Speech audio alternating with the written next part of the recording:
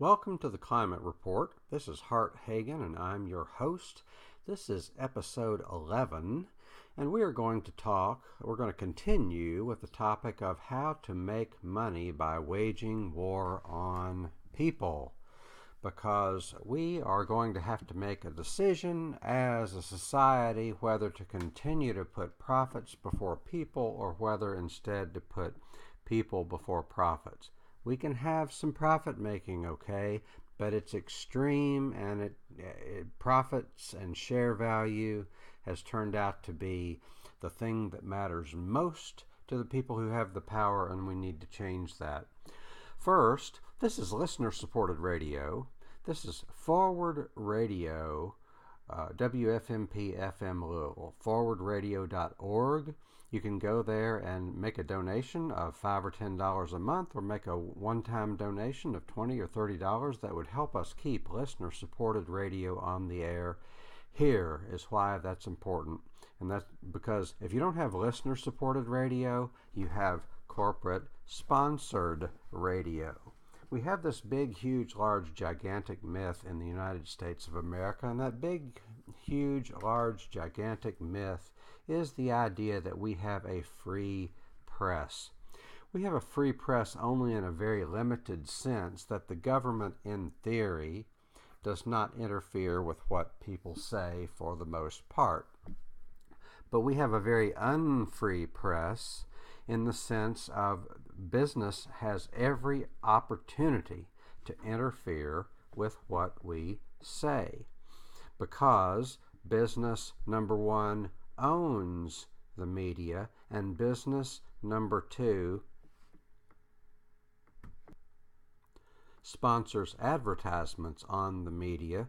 So, for example, if I'm a pharmaceutical company, or if I'm a defense contractor, I was going to say war profiteer. If I'm a defense contractor or a pharmaceutical company or a big health insurance company, and I'm paying thousands, if not millions of dollars per year to have my advertisements go on cable news or go in a major newspaper, then what I'm doing is I am ensuring that that newspaper or that cable TV station that does not properly or aggressively investigate what I'm doing.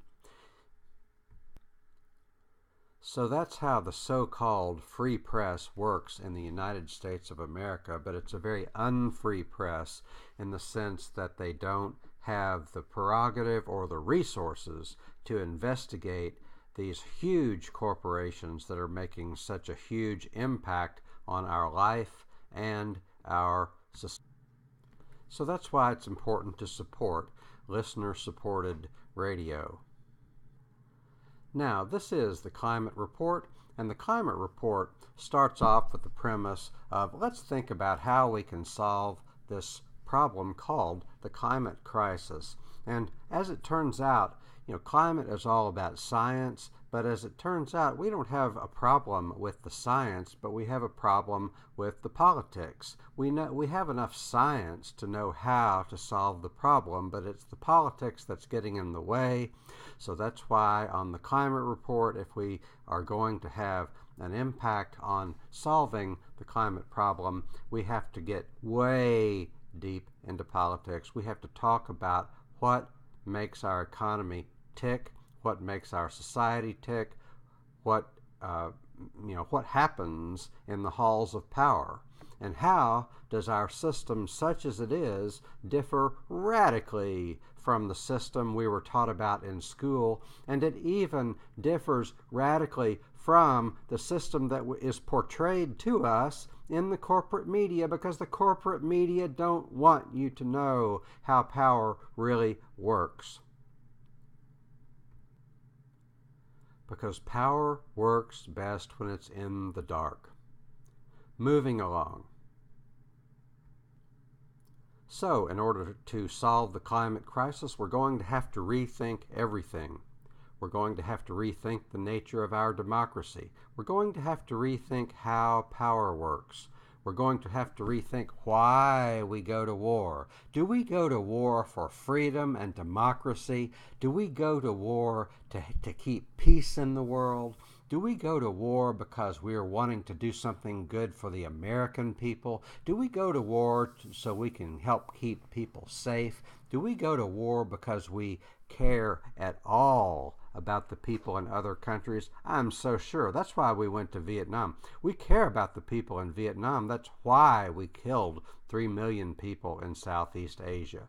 That is ludicrous, but it's what we hear all the time, and we will continue going to war unless we understand why as a society we keep going to war, and why as a society we spend $700 billion a year on defense, not counting nuclear and not counting veterans affairs. We spend huge amounts of money. We're borrowing every second to pay for wars that we fought years ago and we are going to fight in the future. So we have to rethink all of that. We also have to rethink whether or not our government is broke or not, because here's how that works. When it comes to social programs, when it comes to Social Security or Medicare or Medicaid or school lunch, the government is always broke. We have to pay down the deficit. We've got to deal with the deficit. We've got to pay off this debt. So they're always broke when it comes to social programs. But when we're talking about a war, let's borrow like there's no tomorrow, baby, because we got a war going on and we're going to protect the American people. And that's why we've got this big war going on, when in fact it's just to put money in the pockets of the very rich. Not the rich, but the very rich. Our system is designed to enrich the very rich and make other people struggle. So we're going to rethink whether or not our government is broke or not, because our government has plenty of money, and so we're going to have to rethink all that. And we're also going to have to rethink how we spend our time, because the business interests that run our society love it when you are totally engaged in their products, their services, their entertainment, their news. They love it when you're engaged with all that. What they don't love is when you are involved in your local community. And what else they don't love is when you are involved in anything remotely resembling democracy. And I'm not talking about pulling a lever once every 2 years, once every 4 years. That's not democracy. That's a sham of a democracy. Democracy is when you get organized in your local community. Democracy is when you know people who care about what you think about issues. So we're going to have to rethink how we spend our time. We're going to have to organize locally. And that means whatever we do, we're going to have to make it fun. So more on that in a few minutes. Today's topic, we're continuing with how to wage war on people and win, because making big money, and I'm not talking about people who are moderately wealthy. If you're in the top 1%, I'm not talking about being in the top 1%. I'm not talking about professional husband and wife, doctor, lawyer, who have earned what they have, and they might have $500,000 in income together per year. That's not what I'm talking about. I'm talking about people who, for most of their lives, make most of their money off of corporate stock. It's an entirely different class of people, and they don't want you to even know they exist, and they certainly don't want you to know how they operate. So when I'm talking about the wealthy, I'm talking about the very wealthy.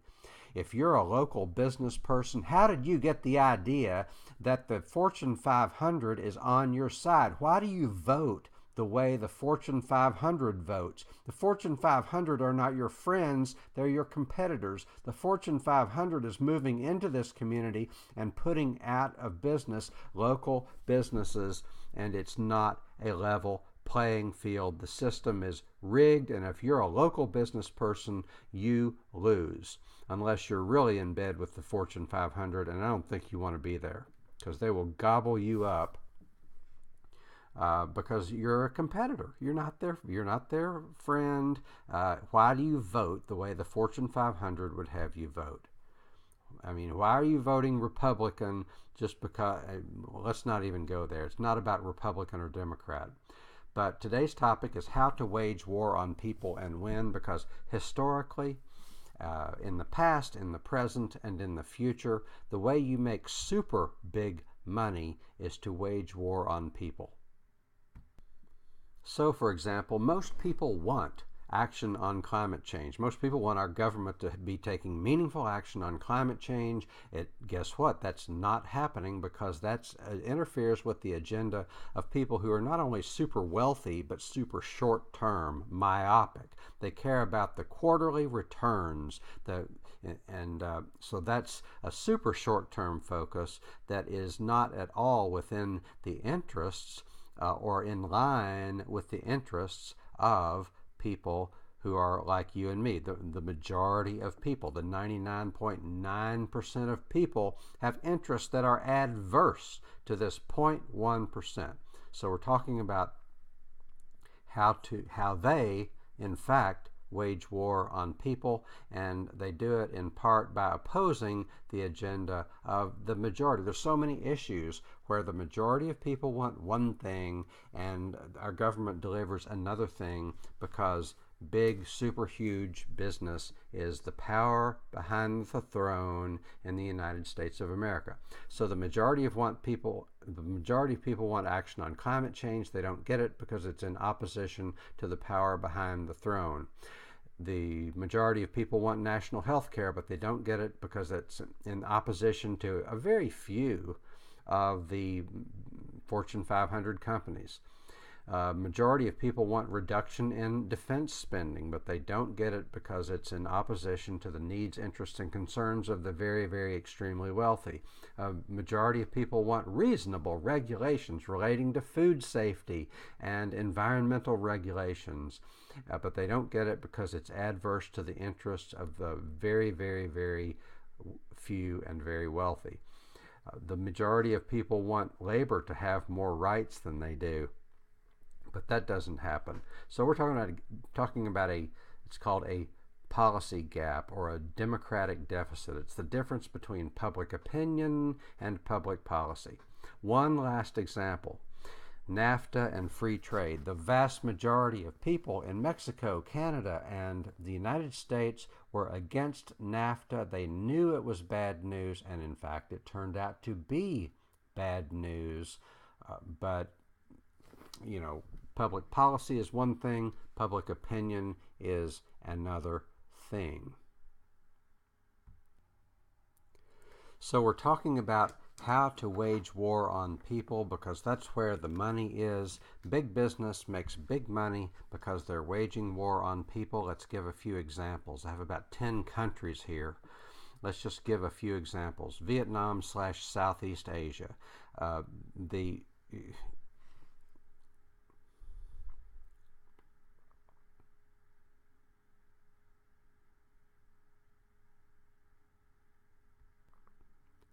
It is unconscionable what we did in Southeast Asia when President Kennedy, a little-known historical fact, it was President Kennedy that started that whole war, that started bombing in North Vietnam. So we drew this really phony line on the map and called it South Vietnam, and installed a puppet dictator and said, we're going to keep the world safe from communism. So that's why we're dropping bombs on people in South Vietnam, people in Cambodia, people in Laos.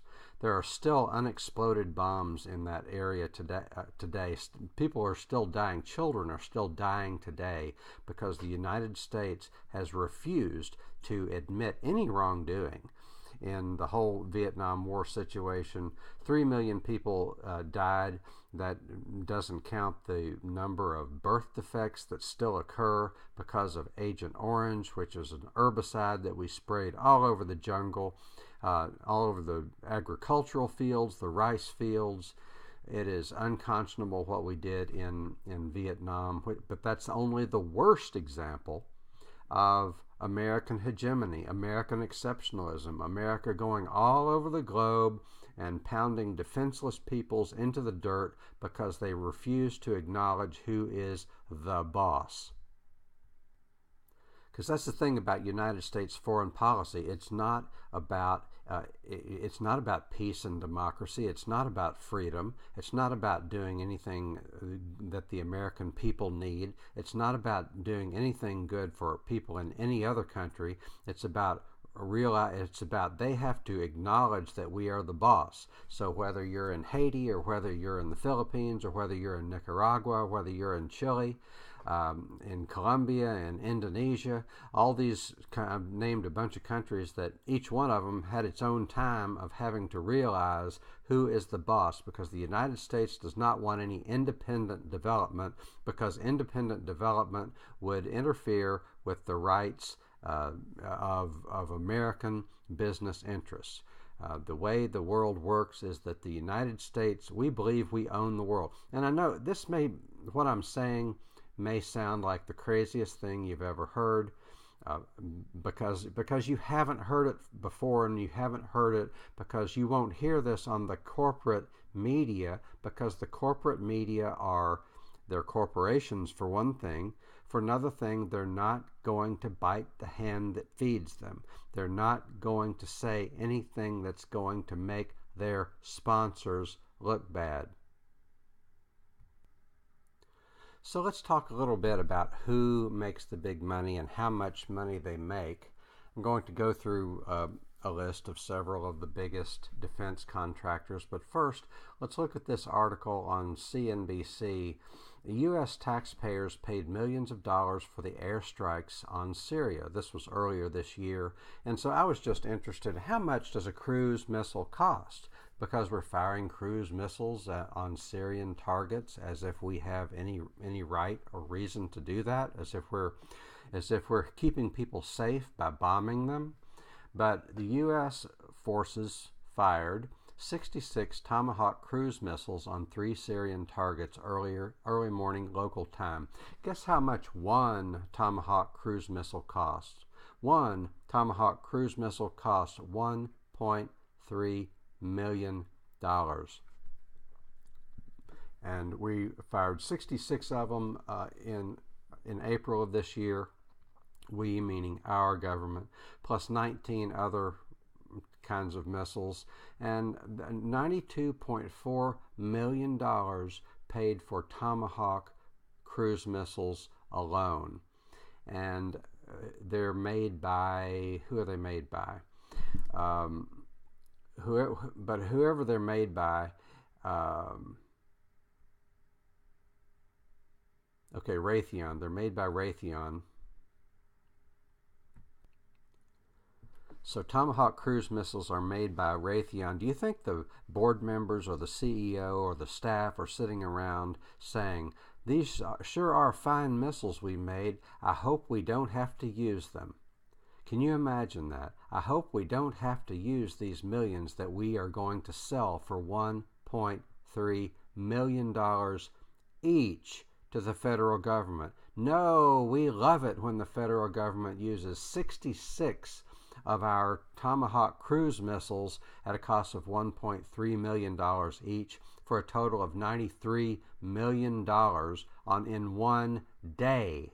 How much does their stock go up when Raytheon gets to sell 66 cruise missiles in a single day?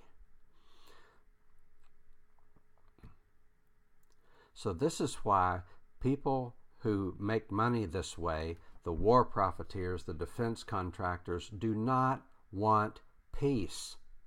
They not only do not want peace, but they're willing to invest in corporate media that's always banging the drum for war. That's why none of our corporate media said anything at all against the Iraq War. The corporate media was unanimously in favor of the Iraq War, even though it turned out to be a complete sham.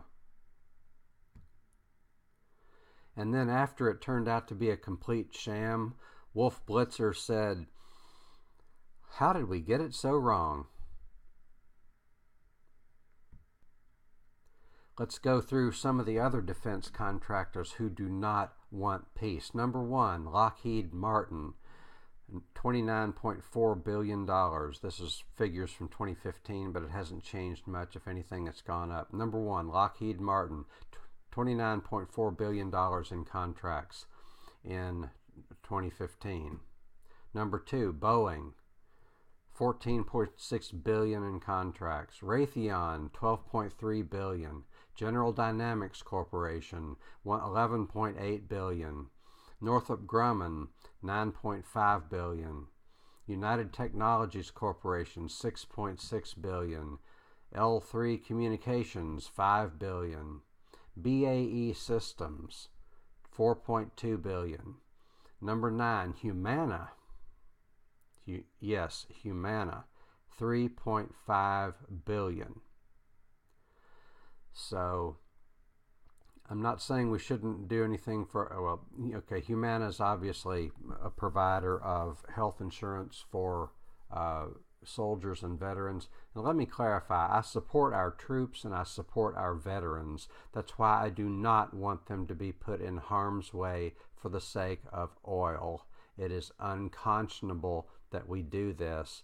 We should slash the spending on weapons so that we can do two things with it. One is provide for a transition to renewable energy, and secondly, we need to slash what we spend on weapons so we can take care of our veterans, because our veterans are not properly taken care of. We had veterans in Vietnam, for example, that had the Agent Orange syndrome, and they were never properly compensated for their injuries. That is unconscionable. It should be different. There is a better way. So we spend all this money for war. We spend all this money for death and destruction. And the reason we do this, it started, I'm sure defense contractors have been making money for time immemorial, but going back to the late 40s, so, as of the late 40s, what had happened in the last 20 years? Well, we had had World War II, which was a big boost to the economy. Prior to that, we had had the Great Depression. The Great Depression was caused by what? Out of control capitalism, boom and bust economy, free market, and, don't get me started on free markets, because there's no such thing as free markets. They don't really exist. But the powers that be, the big money, they want you to believe in free markets because they want you to think that it's a dog-eat-dog world and you have to just, you either have to succeed or suffer. When defense contractors don't do that, they make money they feed at the government trough, and they know that's how it works. And they know it's not a free market because you're feeding at the government trough. That's not a free market. But defense contractors do it, agribusiness does it, telecommunications does it. Don't get me started on how our economy really works. But the trillion or more that we spend every year could be spent so much better. This show is about climate change. We're going to have to take the money that we spend on war and redirect it into renewable energy, solar energy, mass transit. We're just going to have to think in terms of investing in peace instead of investing in death and destruction. So I'm going to continue to name a list of countries where we have gone all over the world sowing the seeds of death and destruction. I've talked about Vietnam.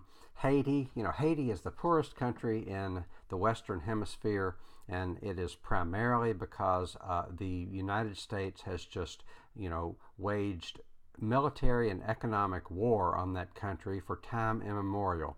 Haiti is where Columbus landed. Haiti was the richest country in the hemisphere until until the slaves of Haiti freed themselves in the early 1800s. In 1804, the slaves of Haiti freed themselves, and then since then, France and the United States have conspired to just beat them to death We could talk about what was done in the Monroe administration in the early 1800s. We can talk about what was done in the Wilson administration in the early 1900s. We can talk about what was done in the Clinton administration in the 1990s. If you look at the facts of that situation, it's all about business. It's all about,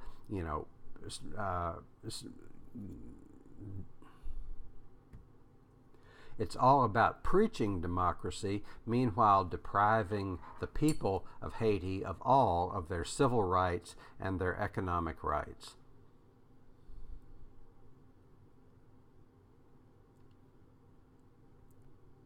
So we could go through more examples of that. We could talk about Chile, we could talk about Guatemala, Nicaragua, the Philippines, Iran, yes, Iran, Iraq, Russia, yes, Russia, places where we have been responsible for depriving people of the right to have a democracy and depriving people of economic well-being, because that's just the way the United States operates. Everything you've heard, you should question everything you've ever heard about the United States going around the world fighting for freedom and democracy. It is the facts of the matter are precisely the opposite. If that's what you believe and if that's what you've heard, the facts are precisely the opposite. Let's talk about Colombia, the worst violator of human rights in the hemisphere, and they're also the primary recipient of U.S. military aid in the bogus war on drugs. So we have, in addition to installing and setting up a fascist police state, we've got American fighter planes flying over coca fields and spraying herbicide, killing coca plants. Of course, it kills all other plants too.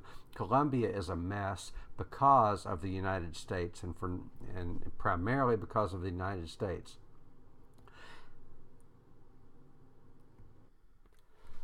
Now, somebody might say, Hart, you're just bellyaching, you're just criticizing, you're just complaining. What do you recommend? Okay, here's what I recommend for the United States.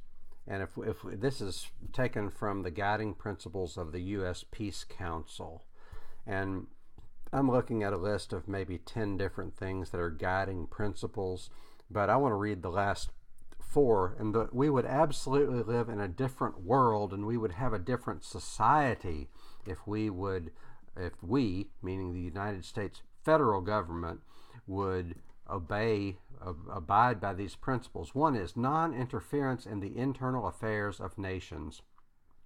We go all over the world interfering in the internal affairs of other nations. It serves no purpose whatsoever but to enrich the very rich. We do not do that for anybody's security. Your security and mine is less, not more, because the United States and the military is interfering in the internal affairs of nations.